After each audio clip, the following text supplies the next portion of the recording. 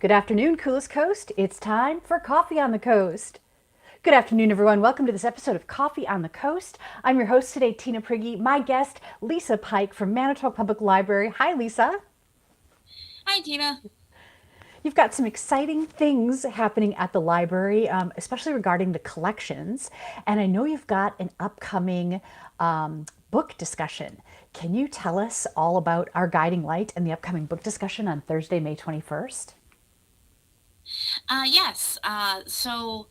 Um, Funny story. The author of this book actually donated a copy to our collection, and I got to speak with her when she dropped it off.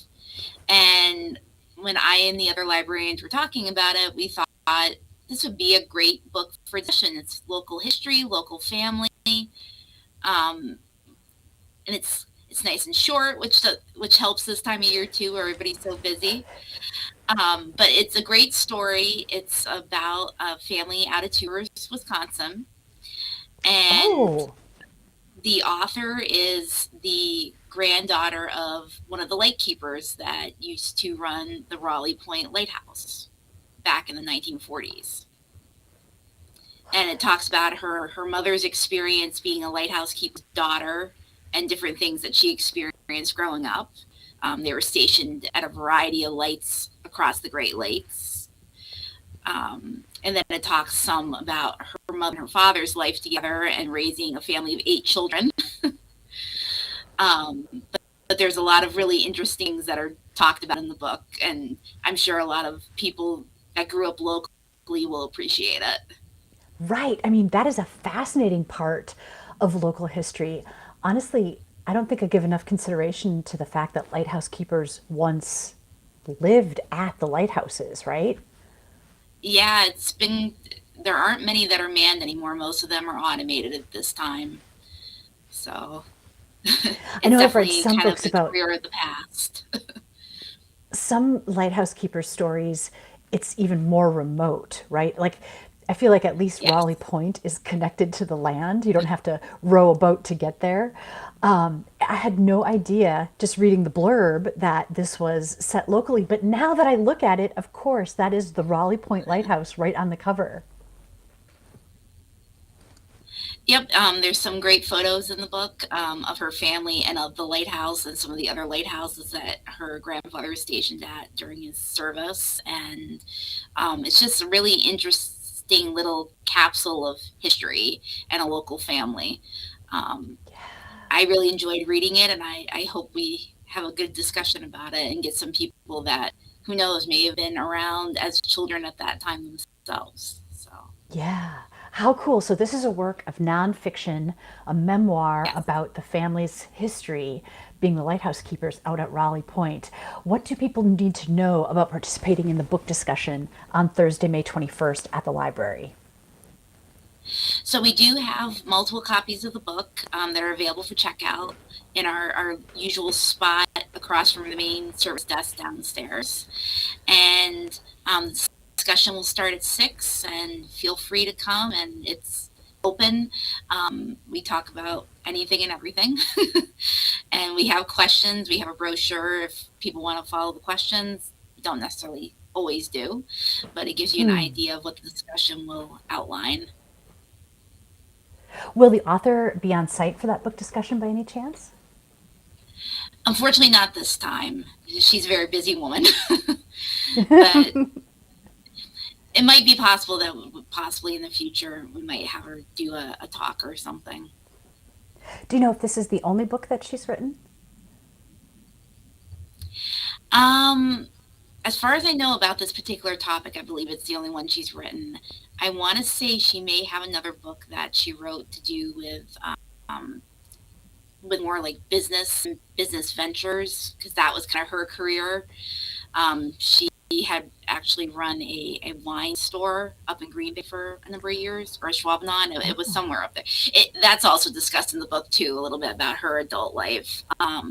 So she was like a corporate America career woman, basically. Oh, interesting. Interesting. Well, I love learning more about our local history, so I think that this would be Fantastic. I did clip this blurb from the library website, and it says, "Our guiding light Okay. is an inspiring true story rooted in the Great Lakes lighthouses of the early 1900s. Through the life of Vivian, daughter of a devoted lighthouse keeper, the book reveals how courage, faith, and service to others can light the way through life's greatest storms." Can we just take a second and appreciate how beautiful that perspective is, right? Can Service to others can light the way through life's greatest storms. Blending family history, resilience, and spiritual insight, this heartfelt story invites readers to discover a calmer, more purposeful life guided by trust, hope, and enduring light.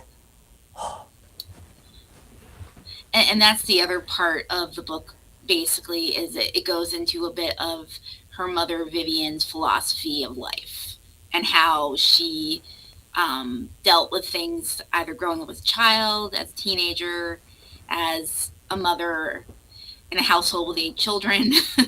Her husband was actually an airline pilot, so he was off and gone. So she had to learn to fend for herself a lot of times and deal with things that came up. Um, so it's kind of interesting to hear, how she dealt with that. You know, I wouldn't necessarily say struggle, but dealt with that, kind of lifestyle where you have a partner, but their career takes them away a lot of the time. So it's really kind Wow, of what an something. interesting opportunity to be able to have a book discussion with other folks from this area about the history of this area. I think that's pretty cool.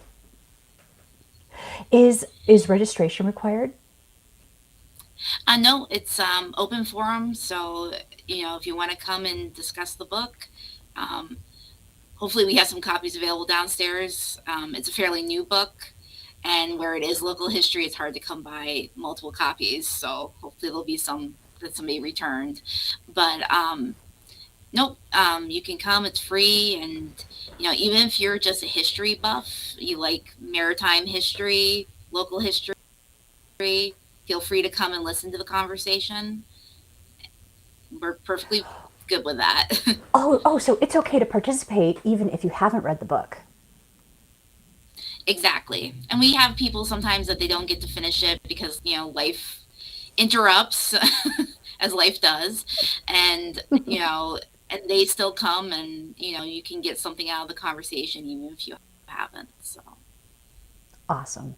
Cool. Well, then the other aspect, what you wanted to talk to us about today, the enhancement to the collection, is Read Africa.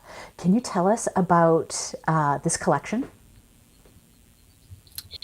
so I want to say probably like the end of last year, November, December, the Department of Public Instruction in conjunction with the UW Madison Africana Studies program, I believe it is, um, they donated a selection of 10 books to each resource library, or like the main kind of library that has all the reference kind of resource materials for each system in the state, these particular titles, for us to be able to expand our collection, give a greater depth to it for different stories from different people. Um, they're all fantastic books from African writers from a multitude of countries in Africa. We have books from authors in Sierra Leone, Ghana. Trying to think. I think there's one in Egypt. So there's a broad expanse of cultures that are covered within the African continent as well. Um, but yeah, the main goal is to try to get out a different culture and get people exposed to that. Yeah, I feel like it's probably not often enough that we get to hear stories from those countries. And did I read a blurb that said, maybe I read this in like the Sea Hafer News post that you did, that some of the books actually had to be sourced from African publishers because otherwise they weren't even in print here?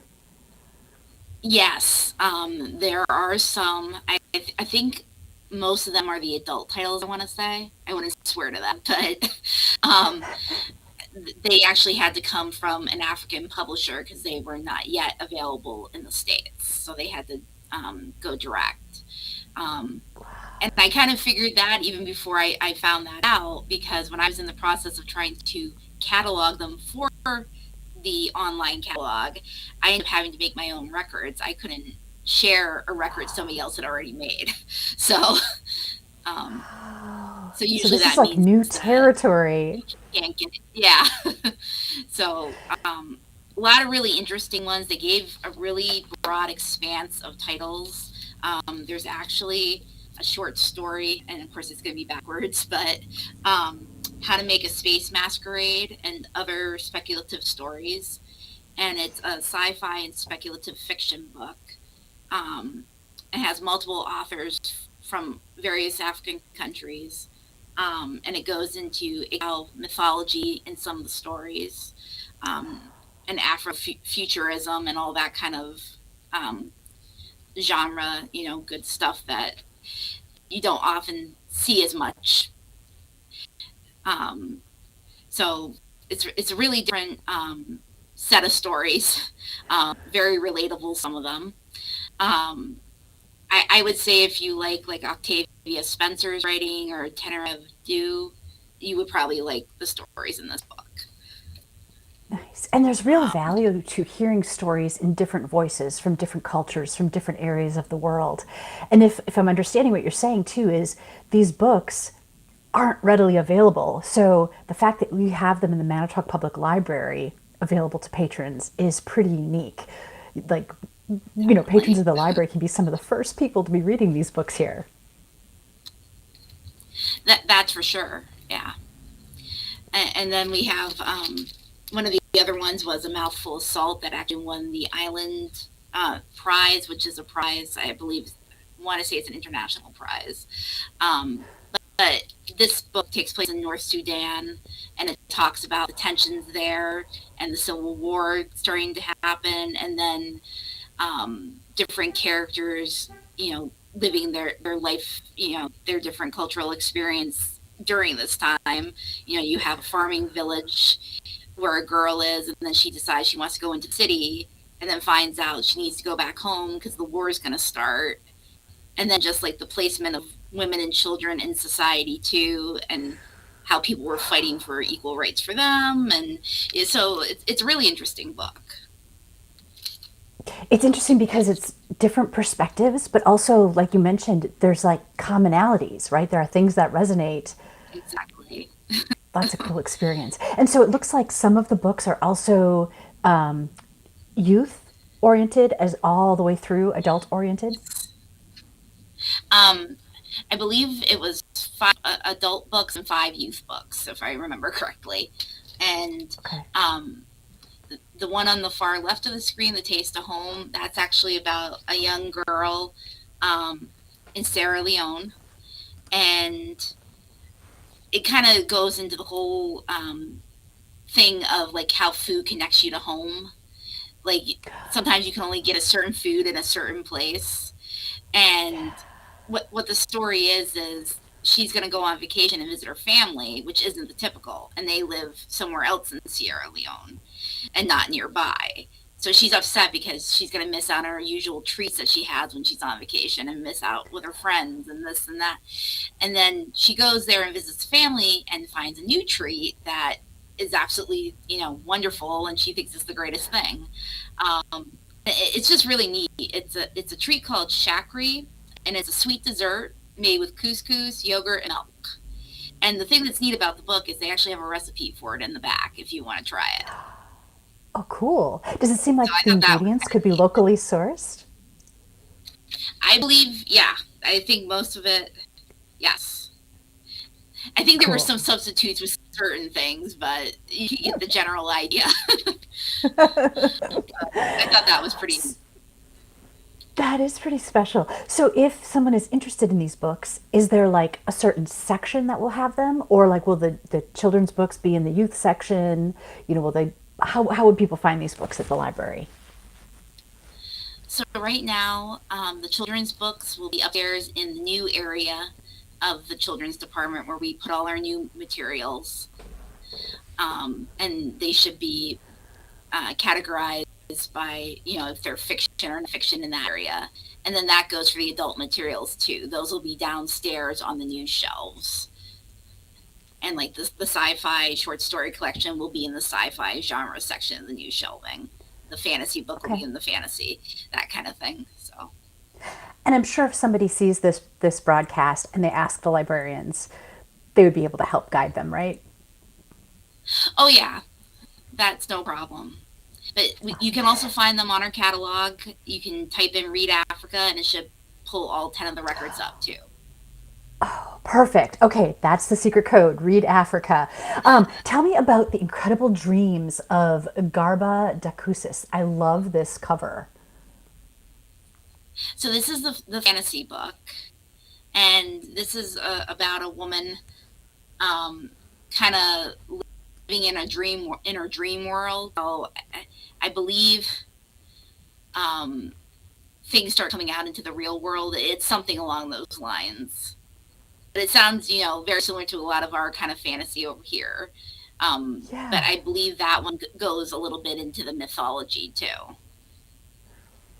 Fantastic. So, what I love about this Read Africa collection, in addition to all of the other initiatives that the library is taking, is you really bring the rest of the world right to our doorstep, right? We can feel what it's like to almost step into Africa through the literature right here in Manitowoc without having to even, hop on an airline or anything. Yeah, that's the best part of it. And then if you like the author, we can always see if there's something else similar out there or if they have another book even. Awesome. Wow, Lisa, thank you so much for joining me today and sharing all of this exciting information. Just a quick reminder, the book discussion about Our Guiding Light is happening next Thursday, May 21st, 6 p.m. at the library. No need to register. You don't even have to have read the book if you'd like to participate in this local history discussion.